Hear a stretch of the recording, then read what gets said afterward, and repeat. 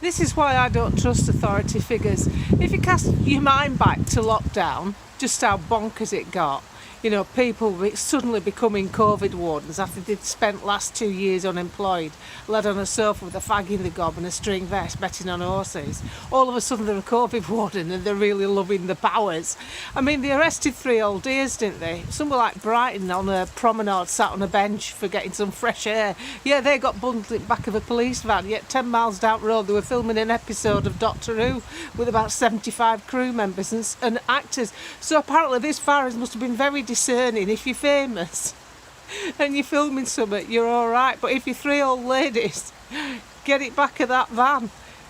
They couldn't have got it more wrong if they tried. And even health authorities getting you to wear masks that say on the packaging, not suitable for viruses. I even rang a manufacturer up and said, you know, now that you're wearing all these masks all the time, why haven't you changed your packaging? You know, you could be making a fortune. He says, well, the government might be telling people to wear them, but we know that they're not suitable.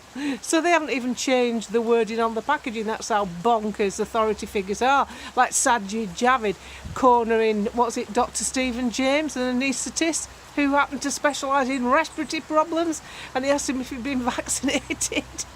And Stephen James said, no, I haven't, because I don't need it, I've had the disease. Oh, Sajid, you were caught out there, man, you are only a sorry banker. And now he's not even in politics, is he? Can you see how no shit sticks to these characters?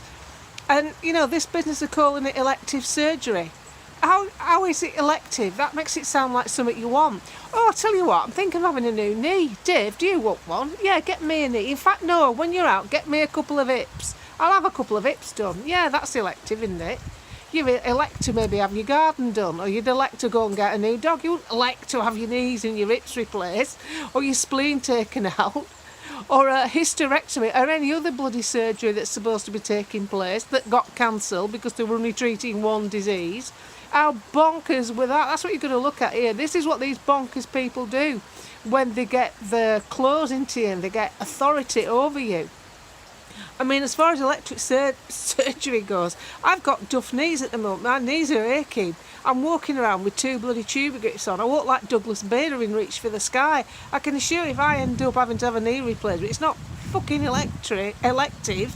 It's needs too. Needs on a needs basis. You would only do that if you needed it. And so many people needed so many different treatments and got it denied. Cancer patients included. How bloody lunatic are you lot? So the reason I'm doing this video after the fact, after the lockdowns, after the rollout, after all of it, is that these noggins, these numpties, these absolutely spineless thickos in Parliament, and even worse, they could have another agenda. I'm giving it benefit of the doubt, calling them morons. They'll try it again with something else. It's not over. They'll try it again with something else. So you need to be aware, don't you? You need to be aware, telling them to do one.